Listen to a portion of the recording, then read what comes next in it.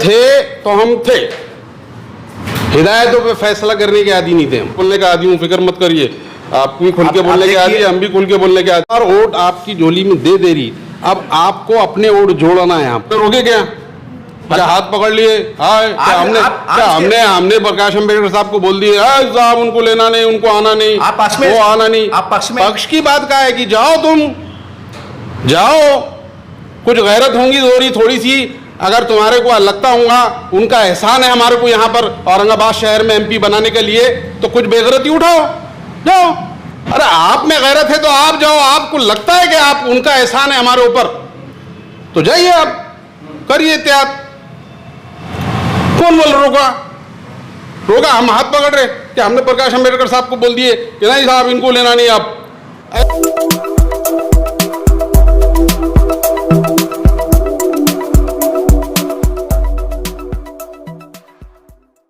जंग का आज़ाद तो है सब, सवाल ही नहीं आता।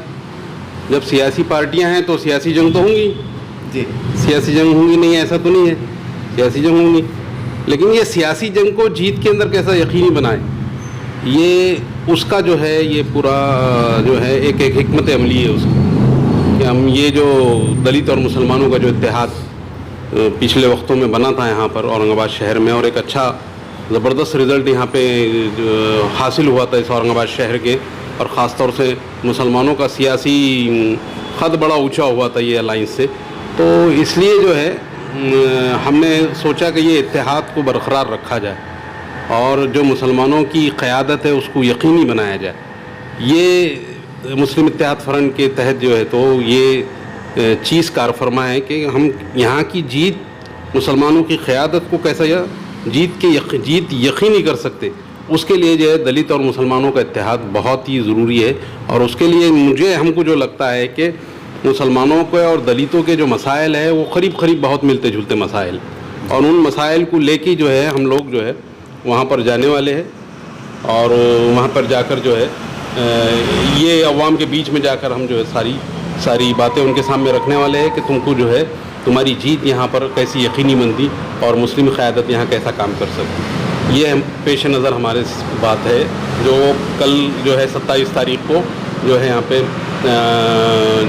जो है मौजूदा हालात में मुसलमानों का सियासी मुस्तक़बिल कैसा हो, इस उन्वान के तहत जो है हमने एक जो है अल्हम्दुलिल्लाह जो है एक सियासी बेदारी मुहिम शुरू की है उसके अंदर, और औरंगाबाद के हर गोशे के अंदर हर बड़े जगहों पर इंशाअल्लाह ये प्रोग्राम जो है होंगे, और हम मुसलमानों से अपील करेंगे कि इस इत्तेहाद को आप मजबूत करिए और यही इत्तेहाद हमारे को जीत के करीब लेके जाएंगे। सर, आज भी सियासी गलियारों में जो सियासत के माहिरीन जानकार है वो आज भी इस बात को लेकर हैरान है और सवाल पे सवाल उठते हैं कि आखिर क्या वजूहत थी कि जब आप और इमाम का गठबंधन आप थे उसमें सारी बातें रही, तो ये क्यों बरकरार नहीं हो सका और ये बाद में हालात साजगार क्यों नहीं हो सके। ये आज भी सियासी कार्यालयों में चर्चाएं होती रहती है, क्योंकि आप बहुत करीब रह चुके हैं, बहुत नुमाया किरदार अपना अदा किया है, बहुत सी बातें हैं।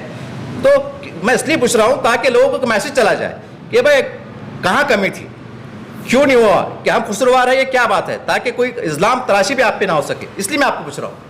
इत्तेहाद तो रहना चाहिए था, एक बहुत अच्छा कामयाब इत्तेहाद बना था वो, अब क्यों वो ख़त्म हुआ, ये सवाल तो उन लोगों से पूछना चाहिए आपने जिन लोगों ने ये इत्तेहाद को जो है तोड़ा, पारा किया।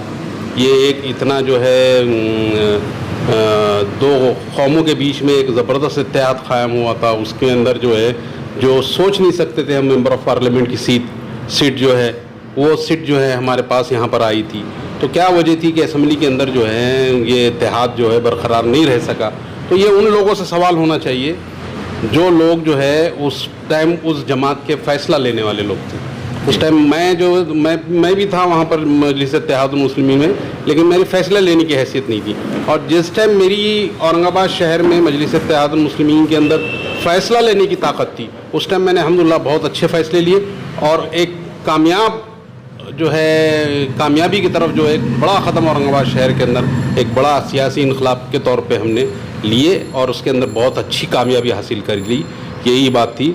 मेरे को एक बात अकबरुद्दीन अवैसी साहब की बहुत बार याद आती, उनकी तकरीर उन्होंने बार करते थे कि सियासत हमारे घर की लौंडी है। तो ये बात उनकी मैं बहुत इज़्ज़त करता हूँ उनकी, तो इसलिए मैं बोल रहा हूँ कि वह सियासत जो है हमारे घर की लौंडी है, ये अल्फाज जो अकबरुद्दीन अवैसी साहब का था, वो सियासत कहाँ गई मेरे को औरंगाबाद शहर में समझ में नहीं आ रहा।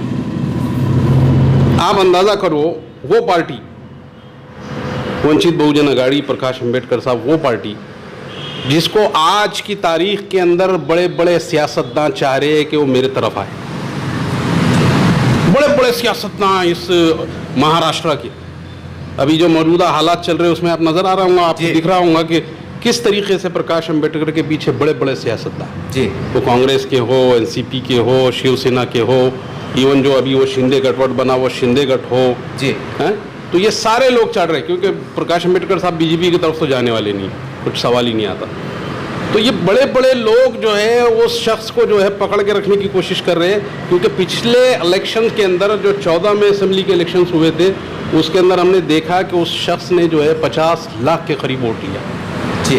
अब 50 लाख लेने वाली पार्टी आपके दर पे थी जी, और आपने उसको नकार दी।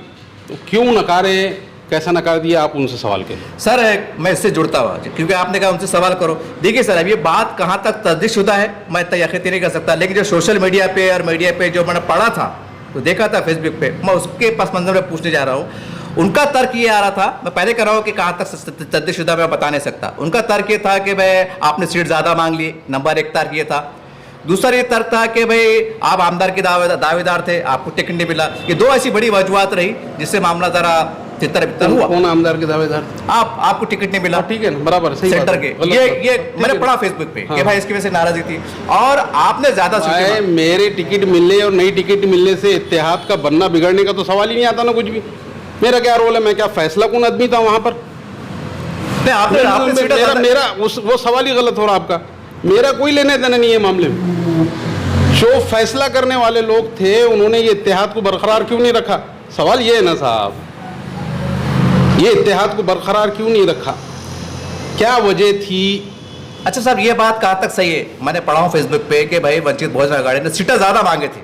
हाँ। जो आपका जो फार्मूला जो भी रहा होगा, आपने सीट ज्यादा मांगे थे करके वजह से मामला टूटा। क्योंकि एक आमदार थे, खासदार साहब पहले आमदार थे, उनका अपने वर्चस्व था, सारी बातें 26 नगर सेवक थे। ये मैं फेसबुक से पढ़ा हुआ बता रहा हूँ। मैं फिर एक बार क्लियर कर दूं कि ये कहाँ तक सही है मुझे भी इल्म नहीं है, लेकिन जब कोई चीज़ लीक होती है तो कुछ ना कुछ बात में दम रहता है। तो ये इसको आप कहाँ तक सही मानते हैं? ये आप पे आरोप लगे थे कि आपने सीट ज़्यादा मांग ली थे वंचित बहुजन अघाड़ी ने, जो भी आपको फार्मूला रहा होगा 100 में से 200 में से जो भी होगा, ये कहाँ तक सही है इस्लाम तराशी कि आपने सीट ज़्यादा मांगे करके मामला हालत खराब हुई? कौन सीट ज़्यादा मांगे? वंचित बहुजन अघाड़ी के हमको इसमें नंबर दो बोल के, जैसा आपका वंचित बहुजन अघाड़ी बड़े भाई थे क्या? जो दूसरे लोग थे वो बड़े भाई थे? कौन बड़े भाई था? आप साहब ये तो आप ही बताइए ना। नहीं आप बताइए ना भाई यार, ऐसे कैसे? मेरा तो सवाल है, आपके सवाल पे सवाल कर दे रहा मैं। बड़ा भाई कौन था? इसमें कोई शक नहीं है कि अभी असदुद्दीन अवैसी ने किसको बड़ा भाई माने थे? प्रकाश अंबेडकर साहब। हाँ, तो कौन सीट ज्यादा रहना, किसकी सीट ज्यादा रहना? अब वो हिसाब से तो अब हो सकता है सर, वो बात अलग हो सकती है, लेकिन एक फार्मूला जो चल रहा था, जो शहर में बातें गर्दिश कर रही थी, अब वो उसमें कहाँ तक इस्लाम तराशी थी, कहाँ तक सच्चाई थी, मैं फिर एक बार वजाहत कर दूं। लेकिन ये बहुत बात नुमाया तौर से शहर में सुनने में दिखाई दी कि आप लोगों ने सीट का मुतालबा ज्यादा कर दिया। मेरे से मुराद क्या है? मेरे से मुराद तो आपके इत्तेहाद में, जैसा आप भी इसमें शामिल थे ना, वंचित बहुजन अघाड़ी में इनके ऐसा वंचित में शामिल था, आज भी नहीं शामिल वंचित नहीं है साहब, लेकिन आप एमआईएम में से जुड़े थे ना, एमआईएम में शामिल थे। तो वंचित मैं आपको बार बार कह रहा हूँ कि एमआईएम में मैं जब शामिल था, फैसले लेने की मेरी हैसियत नहीं थी, मैं कोई पदाधिकारी नहीं था एमआईएम। अच्छा साहब ये बोलिए, जब एमआईएम में आप थे तो भाई आप कुछ तो इल्म होगा ना कि भाई कहाँ तक ये दुरुस्ती है, बल्कि ये टूटा बोला। मैं एमआईएम में असद साहब घर पे आए और मैं चले गया और बस उतना ही था। फैसला लेने की मेरी कोई हैसियत थी क्या उस वक्त? मैं कोई पदाधिकारी नहीं साहब, बड़ी मीटिंग होती है ना, तो आपको मधु किया होगा ना, जब फैसले लेना है, इलेक्शन का है, जो भी है होती क्या? नहीं तो भाई ऐसा कैसे? आपको मालूम है, आप ज्यादा खरीब हैं उनके। नहीं खरीब की बात नहीं है साहब। देखिए सर, प्रोटोकॉल होता है पार्टी, हर पार्टी का प्रोटोकॉल होता है। जब कोई बड़े फैसले लिए जाते हैं इलेक्शन के ताल्लुक से तो बुलाया जाता है शहर से। बहरहाल जो है ना, हमारा मौजू जो है ये नहीं है जो आप जा रहे हैं, अपना मौजू दूसरा है। मैं आपको पहले ही बोला कि हमारे मौजू से हटने का नहीं है, लेकिन इत्तेहाद की बात है। वो जो लास्ट टाइम जो इत्तेहाद हुआ था वो बहुत कामयाब इत्तेहाद था। वो इत्तेहाद क्यों टूटा, ये सवाल उनसे करो कि वो इत्तेहाद क्यों टूटा। आज प्रकाश अंबेडकर की ऐसी पोजीशन है कि वो जो है बड़े बड़े सियासतदान उनके दर पे है, और वो बड़े बड़े सियासतदान जो उस दर पे थे वो तुम्हारे दर पे था। तो तुमने वो इत्तेहाद क्यों तोड़े? तुम्हारी कौन सी सियासी अक्लमंदी है इसके अंदर? मैं बोला ना, अकबर साहब का मेरे को जुमला बार बार याद आता है वो कि सियासत हमारे घर की लौंडी है। जब हम इतने बड़े सियासतदान हैं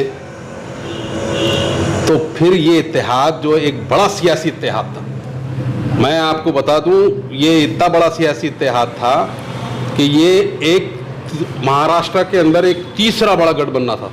एक शिवसेना बीजेपी का गढ़ बन रहा था, एक कांग्रेस एनसीपी का गढ़ बन रहा था और एक तीसरा गढ़ ये बन रहा था। तो आप कौन से सियासी अक्लमंदी का मुजाहरा हो रहा है इसके अंदर, मेरे समझ में नहीं आ रहा। मैं आज तक इस बात से समझ से परे हूँ, मेरे समझ में नहीं आ पा रहा है कि क्या वजह थी कि इत्तेहाद टूटा। अब मैं उस पर बहस नहीं करना चाह रहा हूँ। मैं इस पर, अब मेरी बहस ये है, मेरे जो 27 तारीख का मेरा जो प्रोग्राम होने वाला है हमारा मुस्लिम इत्तेहाद फरन और वंचित बहुजन अघाड़ी का, वो प्रोग्राम के अंदर हम ये कोशिश करने वाले हैं, इस मिशन को हम आगे लेके जाने वाले हैं जी। और मुसलमानों और दलित को इत्तेहाद को फिर से कैसा कायम हो सकता, ये इत्तेहाद कैसा बन सकता, यहाँ पर मुस्लिम क़यादत अपनी जीत को कैसा यकीनी बना सकती। जीत 2 वोटों की तकसीम के अंदर जीत हो जाना, ये जो है ऐसा है कि गधे को गुलगुला मिल गया जी, ये ऐसा है सर। अभी लेकिन जीत यकीनी कैसी बनती है आपकी? आपके पास फिगर होंगे तो बोलता, नहीं तो मैं फिगर बताता हूँ कि आप 19 के अंदर 19 के असेंबली के इलेक्शन में 80,000 वोट लिए हार गए, 70,000 के करीब वोट लिए हार गए।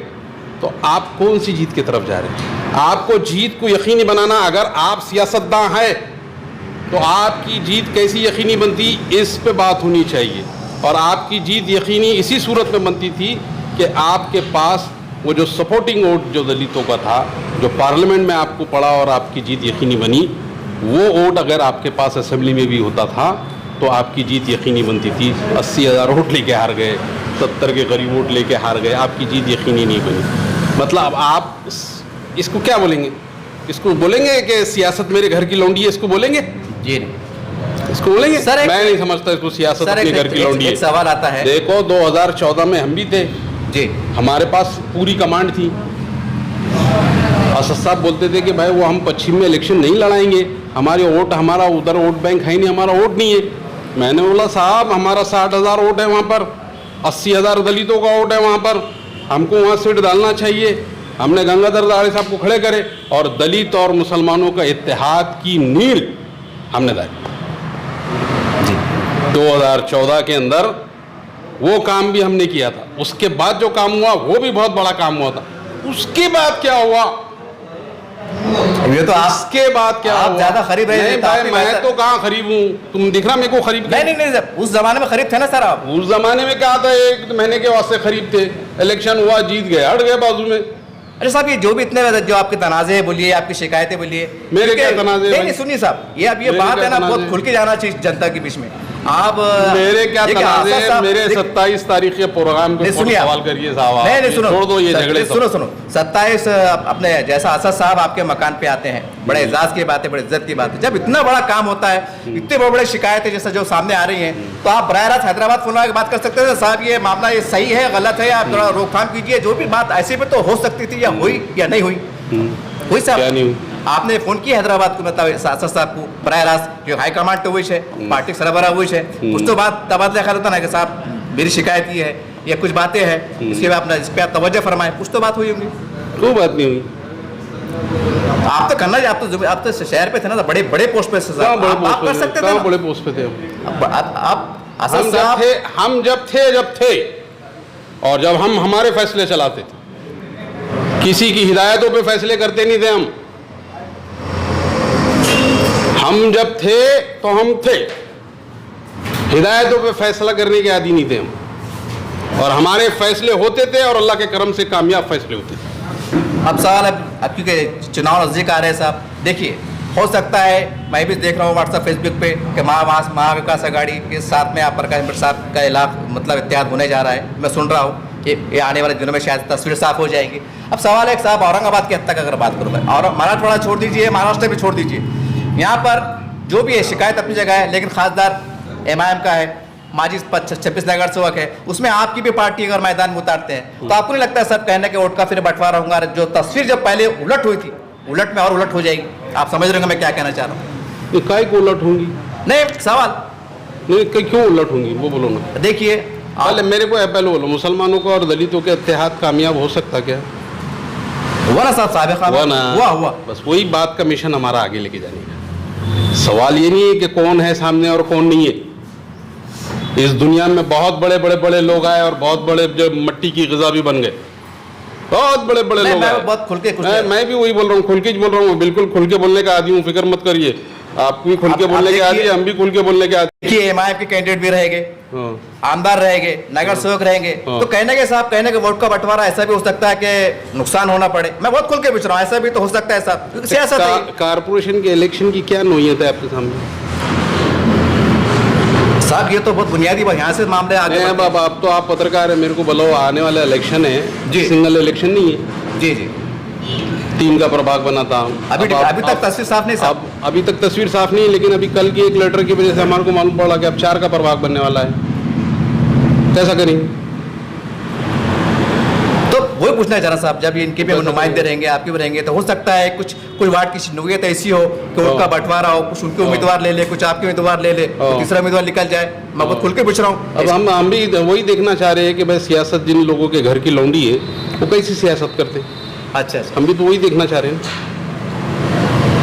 अच्छा साहब, ये आपका 27 का प्रोग्राम होने जा रहा है जी, अब सही जगह आए। आप 27 प्रोग्राम होने जा रहा है, तो ये जो आप प्रोग्राम लेने वाले हैं, इसमें वंचित बहुजन आघाड़ी के प्रकाश अम्बेडकर साहब बताओ भी, जो जिम्मेदार उसके उनके नीचे के जो भी है महाराष्ट्र लेवल के, वो शरीक रहेंगे या कौन कौन लोग आने वाले, सर बता दीजिए आप।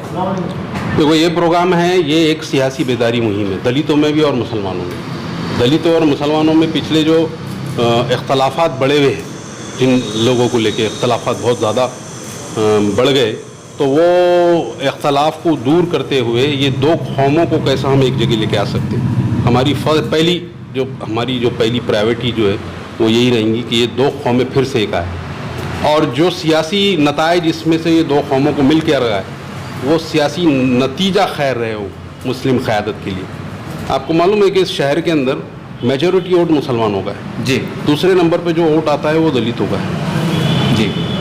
अगर हम थोड़े से आंकड़ों के ऊपर गौर करें, वोटर लिस्ट के ऊपर गौर करें, उसके ऊपर थोड़ा सा हमारा मुताला अगर रहा, तो मैं बताऊंगा कि हमारे पूर्व के हल्के में 1,05,000 वोट है, सेंट्रल के हल्के के अंदर 1,15,000 वोट है, 65,000 वोट अभी करीब हमारे अल्हम्दुलिल्लाह जो है पश्चिम के हल्के के अंदर है। ये हम मेजॉरिटी वोट इस शहर में रखते हैं, इस शहर की बात कर रहा हूँ, महाराष्ट्र की नहीं। ये बड़ा वोट बैंक हमारा यहाँ पर है, यहाँ पर हम बड़े भाई, तो यहाँ ये 2 हल्के में तो हम ही चलेंगे। चलिए साहब, मैं खुल के पूछ ले रहा हूँ, आप बोलेंगे यार बार बार आप वहीं आ जा रहे, तो वहाँ का ही वो आ रहा बार। नहीं सुनिए ना, मुस्लिम इत्तेहाद फरन वंचित बहुजन आघाड़ी आपका जो इत्तेहाद है, सही बात है, एक तरफ एमआईएम है, औरंगाबाद शहर के हद तक, इस जिले के हद तक कितनी बड़ी चुनौती मानते हैं आप सियासी एतबार से? काई की मैं कहा ना कि खासदार है भाई, एक रहता है अपना, एक वजूद रहता है सियासी, ठीक है, आगे क्या होगा अलग शक्ल है, कितनी बड़ी चुनौती मानते हैं आप? क्योंकि भाई फाइट तो करना पड़ेगा ना, एक तरफ सारी बातें है, ये भी एक सियासी जमात है, जो भी है, कैसा मानते, कितनी चुनौती मानते हैं? कोई चुनौती नहीं है, कोई उसकी शुरुआत है। औरंगाबाद शहर की अवाम जो है बहुत सयास है, औरंगाबाद शहर की जो अवाम है बहुत सयास है अवाम। उन्होंने अब इलेक्शन देख भी लिए और एक ज़माने से इलेक्शन देखते आ रहे हैं। आप भी बहुत पुराने यहाँ पर आप देखते होंगे, औरंगाबाद शहर की अवाम में कभी सियासी वोट का बंटवारा नहीं हुआ मुसलमानों को, सही बटे नहीं कभी। वो बड़ी सयास कौम है हमारी अल्हम्दुलिल्लाह इस शहर के ऊपर, वो वहीं वोट मारेंगी जहाँ से सीट निकलेंगी जी। है।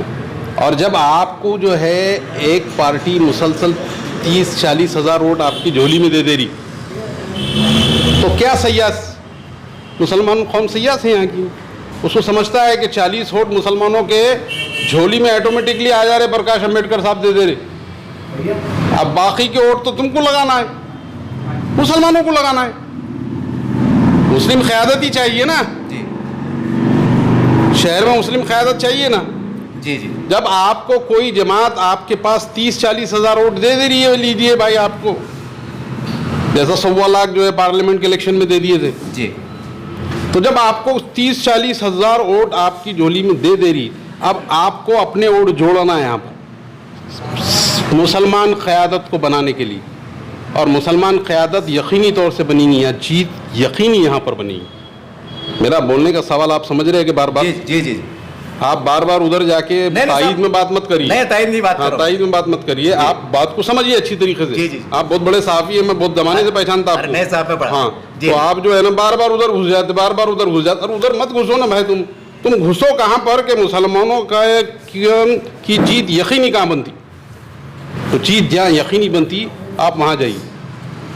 अच्छा सर, आपको लगता है कि आने वाले मतलब आमदार के चुनाव में या खासदार चुनाव में, ऐसा आपने मुस्लिम क़यादत का जिक्र किया हो, तो यहाँ पर कोई और चेहरे, चाहे आपका चेहरा भी आ सकता है, क्योंकि आपके बड़े चर्चा चला है, आमदार के रूप में बोलिए या कोई और नाम के चेहरे को बोलिए, यहाँ मुस्लिम क़यादत कोई आमदार और कोई खासदार चाहे आपके पार्टी से क्यों ना हो चुन के आ सकता, चुन के आ सकता है, ऐसा कुछ हो सकता है जैसा आप बता रहे हैं कि क़यादत आ सकती, हो सकता सर ऐसा? क्यों नहीं हो सकता? अभी नहीं हुआ क्या? वो हालात और अलग थे ना साहब। अच्छा, तो अब कौन से हालात रहने वाले हैं? नहीं, वो ताबत है, क्योंकि वो हालात ये थे कि सेकुलर पार्टी की तरफ से मुसलमान काफ़ी बदजन हो गए थे, मेरा भी काफ़ी सर्वे रहा था, और लोगों ने कहा था कि लोग एकदम, मैं बहुत शॉर्टली बोल रहा हूँ, लोगों ने कहा हम तो डूबे सनम, आपको भी ले डूब मरेंगे। तो वो चलो किसी की मौत हुई, लेकिन कईयों को सियासी ज़िंदगी भी मिली, ये बात भी कड़वा सच है। लेकिन आप हालात जब महाविकास आघाड़ी के आए बन के, शिवसेना का अपना भी एक चेहरा बदला, उनकी नज़रियात बदले, सारी बात राष्ट्रवादी है, कांग्रेस है, इसमें आप भी शामिल होने जा रहे हैं, तो कहना कि तो फिर अब थोड़ा सा मसला आएगा ना सर। कहाँ शामिल होने जा रहे? अभी तो कोई कहीं शामिल होने जाने जिलाने की हालात ऐसे दिखाई दे रहे साजगार, अभी तक कल का नहीं बता सकते। देखो, अभी मेरे को मालूम नहीं ऊपर क्या हालात चल रहे, प्रकाश अम्बेडकर साहब की क्या बातचीत चल रही ऊपर, उनकी उद्धव ठाकरे साहब से भी मुलाकात हुई, उनकी शिंदे साहब से भी मुलाकात हुई, आज की न्यूज़ है कि अजीत पवार ने भी उनकी बड़ी तारीफ़ कर दी है, फिर उनकी कांग्रेस के लोगों से भी कांग्रेस के लोग भी उनसे बात कर रहे, तो ऊपर वो क्या बात कर रहे मुझे मालूम नहीं।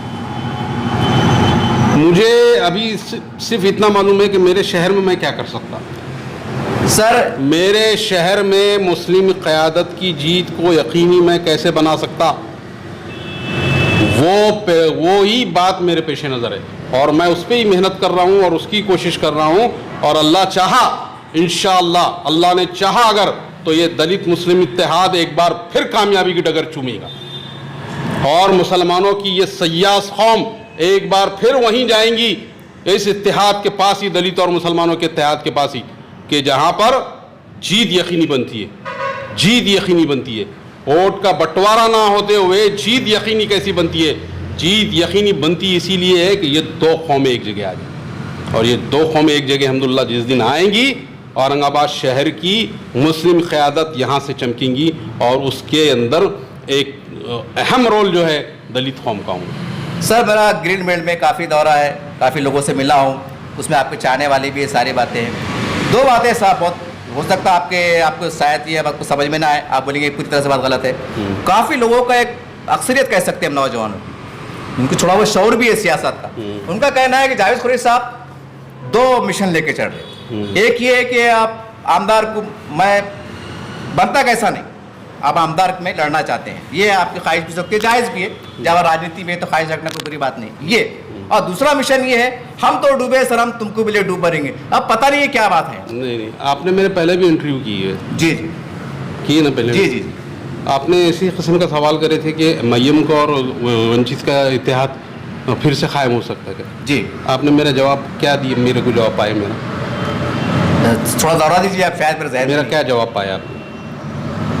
आप आपके पुराना रिकॉर्ड निकाल के देखिए, मेरा जवाब यही था कि अगर आते हो तो छोटे भाई का काम है बड़े भाई के पास जाने का, बोला था ना? जी जी जी। तो आपको कहाँ नज़र आ रहा है हम तो डूबे हैं सनम, तुमको भी डूबी लेंगे? कहाँ नज़र आ रहा है?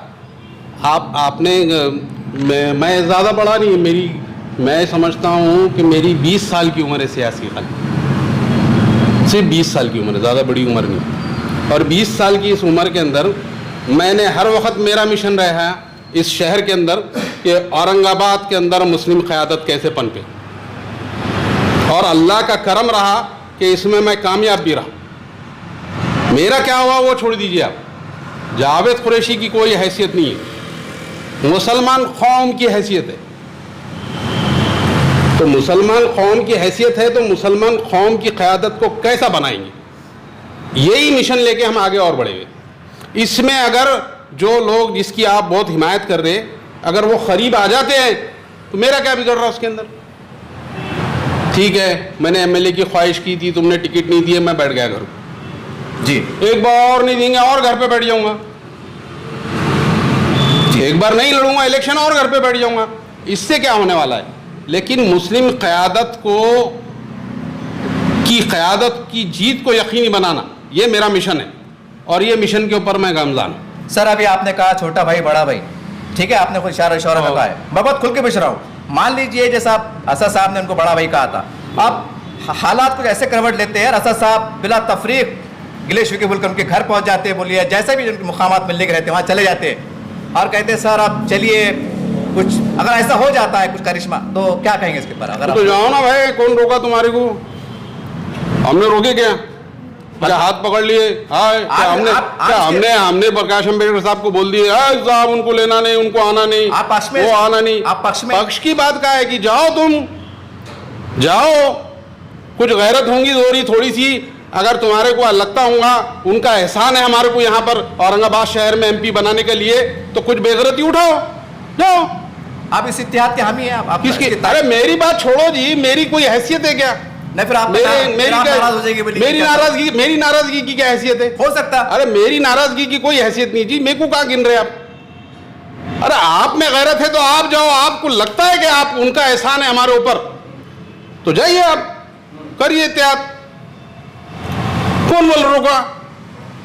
हम हाथ पकड़ रहे कि हमने प्रकाश अम्बेडकर साहब को बोल दिए कि नहीं साहब इनको लेना नहीं, आप ऐसा कोई बात है क्या? नहीं साहब, अरे है, हिम्मत है तो जाओ, अगर वो करीब कुछ गैरत का मुजाहरा करो, कुछ ज़र्फ का मुजाहरा करो, कुछ थोड़ा बहुत ज़र्फ का मुजाहरा करो, बेगैरती का मुजाहरा छोड़ो। हो सकता है साहब इत्तेहाद के बाद कोई और फिर आमदार टिकट का मसला आ जाएगा, मसला खड़ा हो जाएगा ना। किसका? आपका। अरे हमारा छोड़ो बोल रहा मैं, जावेद कुरैशी की हैसियत नहीं है कुछ भी, मैं कभी बोला क्या? मेरी हैसियत की बात कर रहा, 14 में तो सब मेरा ही था, मैंने ही लोगों को आगे बढ़ाया था, 14 में तो पूरे फैसले मेरे पास थे ना साहब। अच्छा ना सवाल साहब, अगर चलो मान लीजिए थोड़ी देर के वास्ते में ये इत्तेहाद नहीं होता है एमआईएम से, तो क्या आप आने वाले असेंबली के आमदार के चुनाव के उम्मीदवार रहेंगे? आप मैं आपको बार बार बोल रहा है कि आप मेरी फिक्र मत करिए। अरे आप साहब मेरी फिक्र मत करिए, मेरी फिक्र एक ही है, आप अच्छी तरीके से नोट कर लीजिए और उसको आपकी हेडिंग बनाइए। मेरी फिक्र एक है कि इस औरंगाबाद शहर में मुसलमानों की क़यादत को कैसी यकीनी जीत की तरफ लेके जाए। यकीनी जीत, आप मेरे अल्फाज को नोट करिए आप। जी जी जी। हमारी इस मुस्लिम लीडरशिप को जो भी हो, इस क़यादत को यकीनी जीत की तरफ कैसे लेके जाए, ये मेरा मिशन है और इस मिशन के ऊपर काम कर रहा हूं मैं, और अल्लाह से जो है दुआ कहूं कि इस मिशन में अल्लाह मुझे कामयाब करे। कोई एक आखिरी पैगाम जनता के नाम, आने वाले सियासी जो बोझाल है महाराष्ट्र में, पूरे मुल्क में मुसलमानों का जो सियासी जो हालात है, उन हालात में मुसलमानों को अकेला चलने की ज़रूरत नहीं है, दूसरी कौमों को साथ जमा करने की ज़रूरत है और दूसरी कौमों को साथ जमा करके लेके चलने की ज़रूरत है, तो ही आपके बहुत सारे मसाइल निकलेंगे। अब दुश्मन के पास बहुत ताकत है, दुश्मन बहुत बड़ा है, दुश्मन को सियासी हिकमत अमली से, जो अकबरुद्दीन अवैसी साहब कहते हैं कि सियासत हमारे घर की लौंडी है, मुसलमानों को ये बात को अपने दिलों के अंदर घर कर लेना चाहिए कि हमारे को सियासी तौर से सियासत को अपने घर की लौंडी बनाना पड़ेगी। और मुझे पूरी उम्मीद है औरंगाबाद के मुसलमानों से कि वो बड़े सयास लोग हैं, हर वक्त फैसला जो है बड़ी सियासी जो है सूझबूझ का मुजाहरा करके यहाँ पर देते हैं, और इस बार भी वो मुसलमान बहुत ये है ना अच्छे तरीके से समझेंगे और आने वाले इलेक्शन को जो है अच्छी तरीके से लेंगे। अभी तो कारपोरेशन का इलेक्शन बाकी है, कारपोरेशन के इलेक्शन में ही देखेंगे अभी क्या क्या सूरत हाल बनती है। और वो बार बार आप कह रहे हैं जाओ जाओ, तो मैं बोल रहा जाओ, कुछ गैरत अगर बाकी है तो जाओ, कुछ ज़र्फ अगर बाकी है तो जाओ, और अगर आप समझते हैं कि एहसान है तुम्हारे ऊपर तो उस एहसान को उतारो, जाओ, है हिम्मत, जाओ। साहब आपने भी अकबर साहब का जो जिस अंदाज से जिक्र किया, तो कहना कि आपके दिल में गोशे में उनके लिए भी एक वालियाना मोहब्बत का इजहार हो रहा है। हो, मोहब्बत है, उनकी सदारत में काम करा हूँ मैंने इस शहर के अंदर, और अच्छा नाम कमाया हूँ इस शहर में, अच्छा रिजल्ट ला के दिया हूँ इस शहर के अंदर, तो मोहब्बत क्यों नहीं होगी? है मोहब्बत, आज भी है, आज भी है, आगे भी रहेगी, शायद रहेंगी। पूरे हिंदुस्तान के लीडर है वो लोग, तो क्यों नहीं रहेंगी? और जो लोग सच्ची बात करेंगे उनसे मोहब्बत रहेंगी, और जो मक्कारी करेंगे वो मक्कारी रहेंगे, ये भी समझ लो आप। सब झगड़ा काय का झगड़ा नहीं, अब आप साहब इशारों में पड़े के जाओ, उधर से कुछ बात आती है कि सीटों का गलत बोल रहा हूं, गलत नहीं देखिए, अब गलत सही है, जो चैनल पे देख रहे जनता देख रही है ना साहब, अभी कमेंट में करेंगे, शायद मेरे पे कमेंट करेंगे, थोड़ा आप पे कवर करेंगे, जिसका इशारा आपकी तरफ उसकी तरफ कमेंट में इशारा करेंगे। मैंने क्या गलत बात करा वो बोलो। देखिए मैंने कहा ना जनता की अदालत में, मैंने गलत क्या बोला वो बोलो साहब। सवाल ये है, मैं आपसे खुल के पूछ रहा हूँ, ये झगड़ा का तफसील हल कैसा हो? ये हल जैसा जो भी सियासी मेरा क्या झगड़ा है? एक आप बताओ, मैंने क्या कर दिया? नहीं अब बात तो हुई है साहब, नाराजगी जो क्या नाराजगी, क्या नाराजगी? आप बोले ना कैसा हल, कुछ तो राय दो आप। क्या हल? कितना बोल दिया ना तुम्हारा, जाओ, अब और क्या बोलना? किस अंदाज से जाओ, किसे जाना चाहिए, कुछ नाम तो बता दीजिए। अगर मैं क्या बोलूँगा, जिसको समझने का समझो। मैं तो चले गया, मेरे को जहाँ जिस मुसलमानों की क़यादत की जीत की यकीनी सूरत दिख रही है वहाँ मैं चले गया, क्यों वहीं काम करूँगा। तुमको अगर नहीं समझ में आ रहा तो मैं क्या कर सकता हूँ उसमें? ओके, आपका परसों आपके इतवार का जो आपका जलसा है उसके लिए जनता की क्या अपील कर सकते हैं? मैं बोला तुमने पूरे इंटरव्यू को इधर उधर लेके चले गए बिलाओ जी। नहीं तुम जज्बात में लेके आए थे बिलाओ जी के हमारे। जो बातें समाज में चल रही है, नुक्कड़ पे चल रही है, चौराहे पे चल रही है, फेसबुक पे चल रही है, मेरा काम है हमारे प्रोग्राम की बात करना, उसकी बात करो, उसको बोलो कि भाई दलित मुसलमानों का इत्तेहाद होना चाहिए क्या? तुम ये सवाल करो, हम बोलेंगे उसका जवाब देंगे कि दलित मुसलमानों का इत्तेहाद होना चाहिए क्योंकि यही जीत की यकीनी सूरत है, हम ये बोलेंगे। तुमको लगता है कि गलत बोल रहा हूँ? नहीं गलत नहीं हो, तो सवाल ये है जितने पिछड़े तबकात एक जगह आना चाहिए, मैं भी मुत्तफिक हूँ बतौर सहाफ़ी के, इसमें कोई शक नहीं है।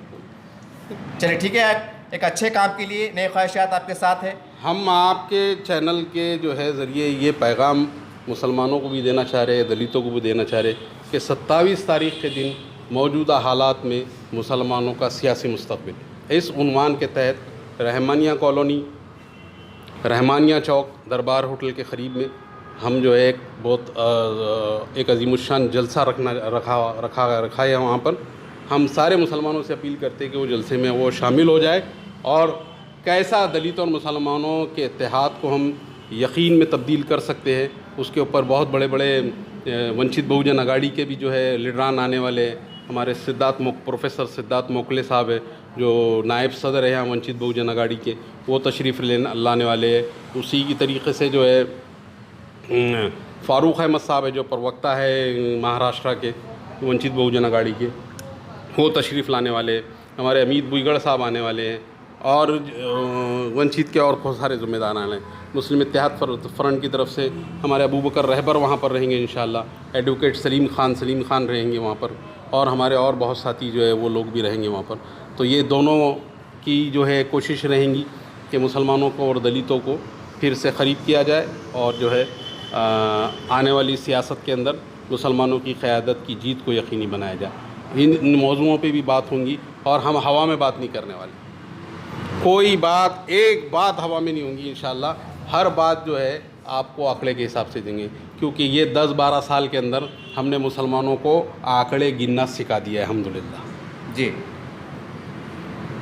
क्या आपने 14 में कैसा चिकन किया है जी, आप 19 में क्यों गिर गए जी, ये सारे आंकड़े मुसलमानों को मालूम है। तो अब मज़ीद मुसलमानों को समझाने की ज़रूरत नहीं, लेकिन हम उनके पास जाएंगे, ये अपील करेंगे कि ये इत्तेहाद को हम बरकरार रखने की कोशिश कर रहे हैं, और जो है इसके ऊपर आप हमारा ताउन करें। तो मैं आपके इस चैनल के माध्यम से फिर कहता हूँ कि आप जो है 27 तारीख़ के दिन रहमानिया चौक, रहमानिया कॉलोनी, दरबार होटल के पास तशरीफ़ लाइए, और इंशाअल्लाह ये जो क़ायदीन आएंगे इनको सुनिए, और जो है बाद में आगे आप अपना सियासी फ़ैसला करें।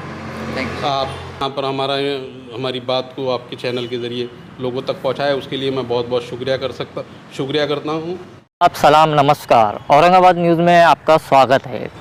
हम आपको बता दें, औरंगाबाद न्यूज़ चैनल एक यूट्यूब चैनल ही नहीं बल्कि एक प्रिंट मीडिया अखबार भी है, जो प्रिंट मीडिया और सोशल मीडिया के ज़रिए समाज की हर वो समस्या से जुड़ी हुई बातमी जो है प्रकाशित करता है और शासन प्रशासन तक पहुंचाने का काम करता है। तो हमारे चैनल से जुड़े रहने के लिए चैनल को सब्सक्राइब कीजिए, लाइक कीजिए और कमेंट करना ना भूलें, ताकि न्यू अपडेट और नोटिफिकेशन आपको प्राप्त हो सके।